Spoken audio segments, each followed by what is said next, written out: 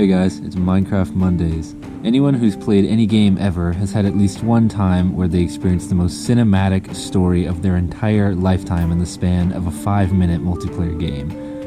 This goes especially for things like Ish's Civ Experiment or the Dream SMP, although both are scripted, some more than others. Well, I know some people who've had a Minecraft realm going for like 2 years now, so I've gathered some info and interviewed as many players as possible so I could put together this own Minecraft series just for fun. Quick aside, I'm actually kind of happy that my follow-up geology video didn't really get a ton of views, because if it had, I would have felt kind of like crammed into geology as my main content. And I know like anyone who's trying to grow a YouTube channel, they always say you have to make the same type of video, you know, be consistent, not in your schedule, but in your like content type. And it's like true, but I mean, I'm not super interested in making it like big, you know, we're just here to have fun. So, you know, f that, we do what we want. And if I say it's Minecraft Monday, god damn it, it's Minecraft Monday. Anyways, also I want to say that, what am I, like 2 weeks late on my upload now? Whoopsies. Sorry about that. It took a lot of time to kind of, you know, I had to piece together this like 2.5 feet long story from interviewing as many people as I can. You know, I had to get a hold of them, wait for them to respond. I had to like read, believe it or not, this like Google Doc. And, you know, I had to like get a general assessment. So it took a while to put this together. Anyways, all of this information that I've gathered and will now share with you is going to be framed from a storytelling perspective, just to make it a little bit more fun. But keep in mind that absolutely none of this is scripted. With all that aside, here's the lore of our Minecraft world.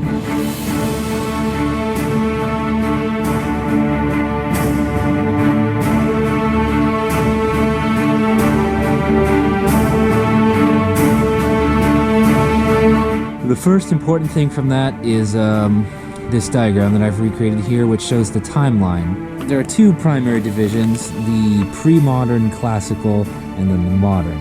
There's also a break of unknown length in between the classical and modern called the Lost Era, but that's for another video. For the purposes of introducing the world and maybe getting a series started, god, you know, I'm starting like 50 different series, but whatever. Today we'll just cover the modern periods, that would be the second and the first era only. It's worth noting that the first era is as long as the second and third era combined, not to mention that only 2 players from the first era are even still alive. In the game, not in real life. Everyone in real life is fine. Let's begin. This is the known world with 2 primary continents, Novania and Celeria. As of the time of recording this, there are 6 noteworthy entities or political groups, which are the Ravosi Emirate, the Free Republic, Marine, the Shogunate, the Northmen, and the Beckians. The Emirate, formerly just the city of Bravos, is the most developed nation, spanning from the eastern jungle across the Great Desert. The Emirate holds the majority of economic and industrial power with access to resource production on a scale unmatched by any other state. It is home to such institutions as the East Desert Company, the World's Bank, and the Explorers Guild, who are responsible for making the map that I just showed.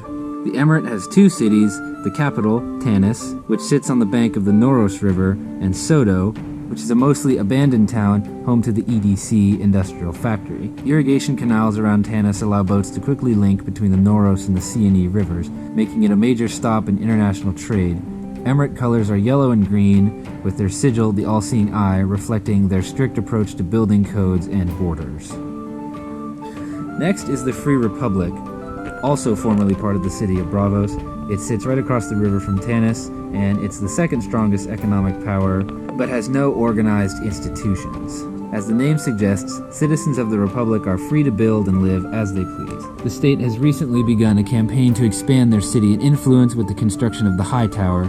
Despite the stark difference in governance, the Free Republic has engaged in many joint ventures with the Emirate, but refrains from most trade offers by the EDC. Next is the Shogunate, built primarily on the island of Nakashima, near the entrance to the Big Lake. Their economy is based mostly on fishing and wood production. The vast majority of international trade is conducted between the Shogunate and the Emirate. In fact, the Shogun and the Emir are the only 2 surviving players from the First Era, and maintain a strong economic and military alliance. Located on one of the southernmost Silurian islands, we find the independent city of Marine. The city is young, with no established economy or armed forces. Though the king of Marine is forbidden from setting foot in Tanis, the city relies heavily on Emirate shipments of food, equipment, and building materials. The king has many aspirations, planning to build a massive pyramid across most of the island, and has contracted with the East Desert Company to provide the hundreds, if not thousands, of blocks that will be required. A lot less is known about the last two groups. First, we have the Novanians, or the Northmen. They are the only people known to inhabit the northern continent, which they named Novania. Not much is really known about the Northmen due to the extreme distance and the lack of interaction with the rest of the Silurian nations. The Northmen's territory spans a bigger area than any of the other Silurian nations combined, with at least 4 cities under their control. The unnamed settlement where the Lord of the North resides, Ravengard along the narrow strait, another unnamed village in the northwest, and Clifftown in the Scythe. Due to the limited communication between the Northmen and anybody else, not very much is known regarding their political leanings, allegiances, or governance. Finally, there are the Beckians, who reside in the Becklands of the southern jungle and plains. They are a disorganized group of rebel wild men. Is that what that actually says? That's okay. When I sent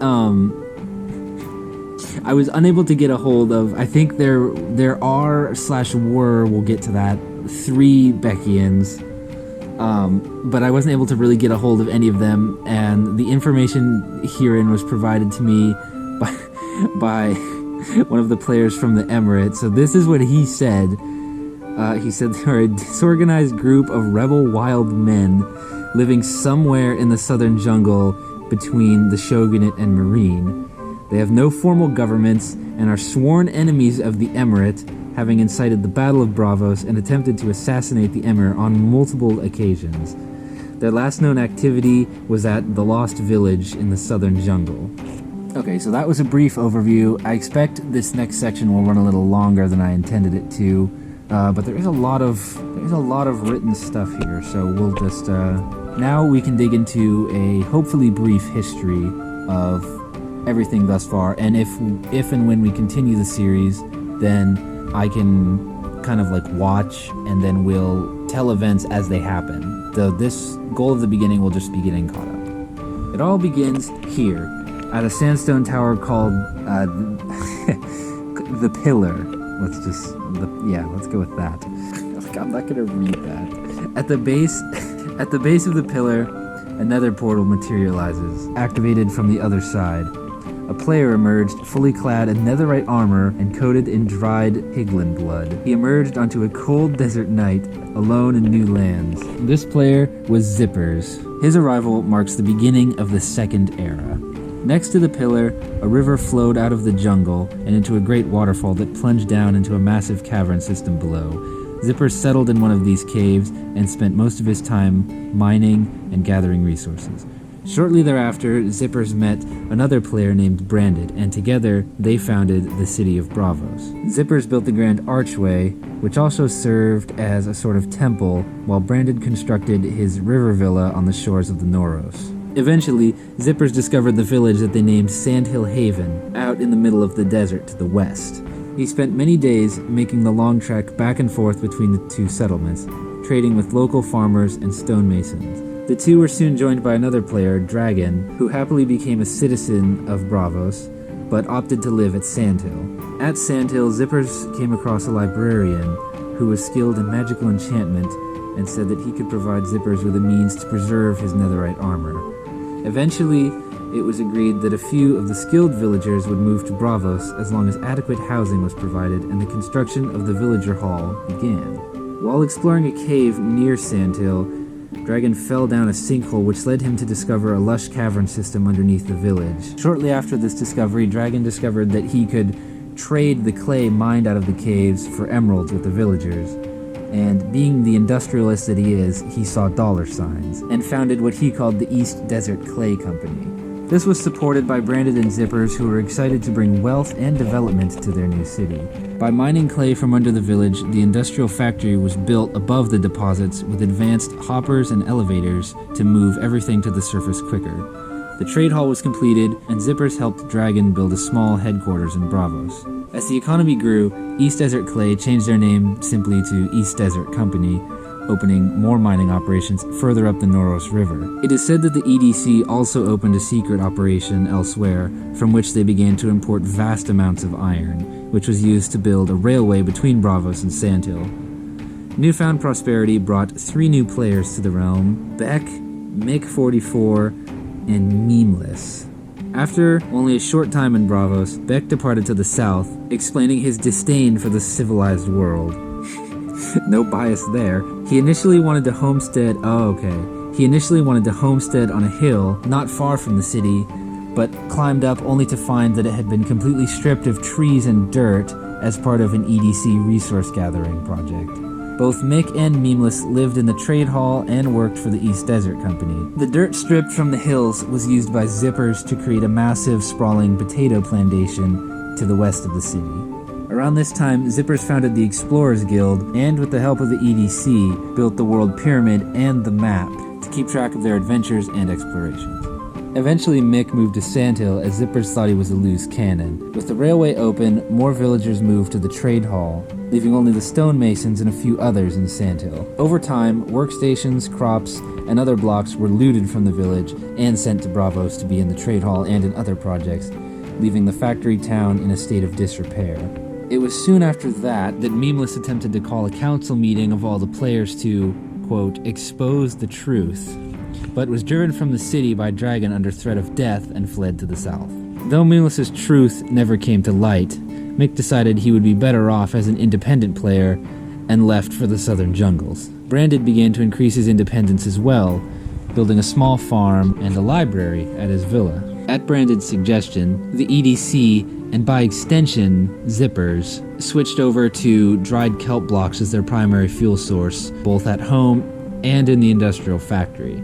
They had previously been running off of blaze rods that were gathered from Zippers' time in the Nether. To help with the switch, Zippers built the Onion, which is this building here containing a large furnace complex, similar to one found within the industrial factory, but especially made to dry out kelp blocks, harvested from a planting bed in the Noros River. For a short time, everything was calm, but little did the players know that the second era was about to come to a not-so-peaceful close. One morning, while Branded was working on his new swimming area at the river villa, a rain of arrows descended from the jungle, and a group of pillagers attacked from the trees. Taken by surprise, Branded's call for aid was answered by Zippers, and together they successfully repelled 2 attacks from the jungle.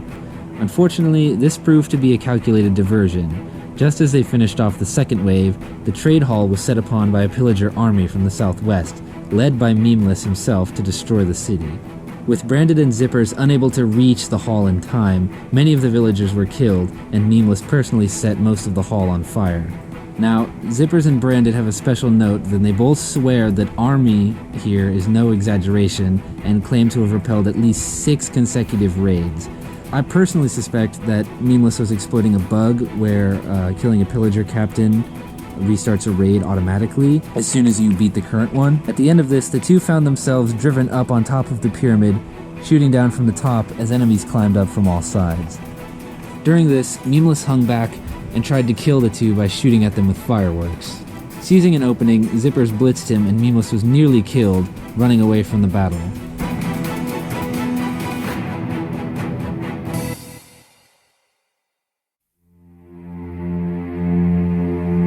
By many accounts, his attack had been successful, but at what cost, because in so doing, he had inadvertently handed them a great power. When the last of the pillagers fell, all the loot was collected and divided up, leaving Zippers and Branded with no less than 6 evoker totems, which are magical relics that could forestall death itself. With full netherite armor and 3 totems of undying, Zippers was an unstoppable force hellbent on revenge. After the Battle of Bravos, Dragon was called back to the city to help rebuild the trade hall, and Zippers set off on horseback into the desert. A few days later, along the southern seacoast, Zippers came across a new village with a pillager outpost and signs of player activity. While investigating one of the bigger houses, Zippers was doomed to fall into a dripstone spike pit under the floor. Ironically, He survived by using one of the totems of undying he got from the raids. With only damaged iron armor, Memeless, who sprung the trap from inside the house, was quickly caught and killed by Zippers, along with most of the villagers. Zippers is a builder at heart, and the destruction of his trade hall seemed to flick a switch in his mind. He returned to Bravos with a trapped pillager captain who still hangs in a cage from the pillar. Upon his return, he rebranded the city of Bravos into the Bravosi Emirate, with a clear new message: dissent would no longer be tolerated. With this came strict codes and building guidelines. Branded was concerned about the oppressive nature of the new order, and ultimately creative and moral differences led to the secession of the River Villa and the formation of the Free Republic, which boasted fair trade, open borders, and no building restrictions. In total, this series of events from the Battle of Bravos to the formation of the Emirate marked the transition to the Third Era. As part of the Emirate's new policies, a wall was built around the city, flying banners bearing their new sigil, the All-Seeing Eye. Certain sections were left open to allow free passage, but visitors would be watched carefully from now on. Additionally, Sandhill was forcibly annexed by the Emirate, and the remaining villagers were moved to the new city of Tanis. This left Sandhill as the bleak ruin now known as Sodo. Around this time, an old player arrived from the Eastern Sea, Zipper's old friend Flooded, the only other surviving player from the First Era. It had taken a long time over land and sea, but he had finally reached the new heart of civilization. More on that in a future video. Flooded politely declined an offer to join the Emirate, but partnered with the Explorers Guild to find the island where he would found the Shogunate.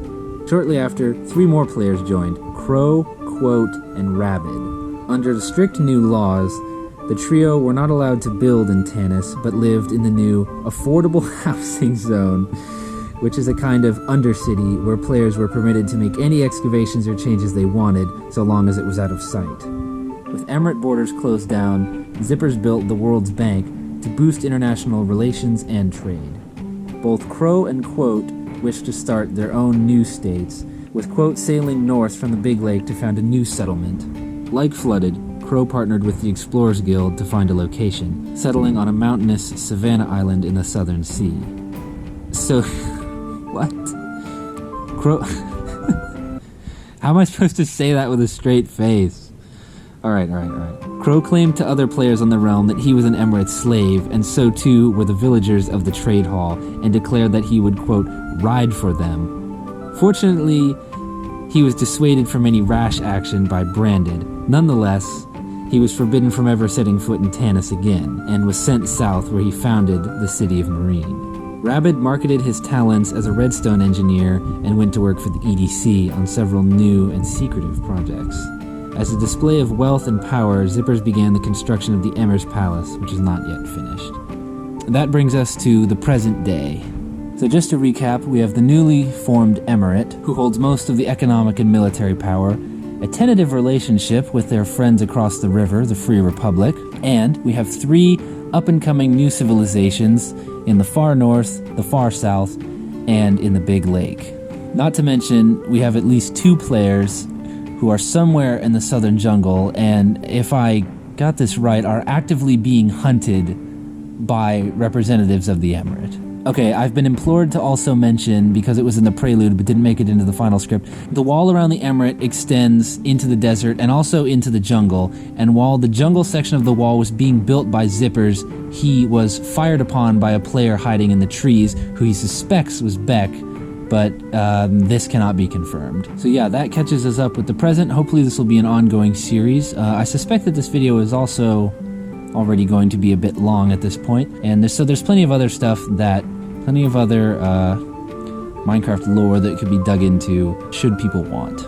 Be sure to tune in next time for whatever happens after this. Thanks for watching, and until next time.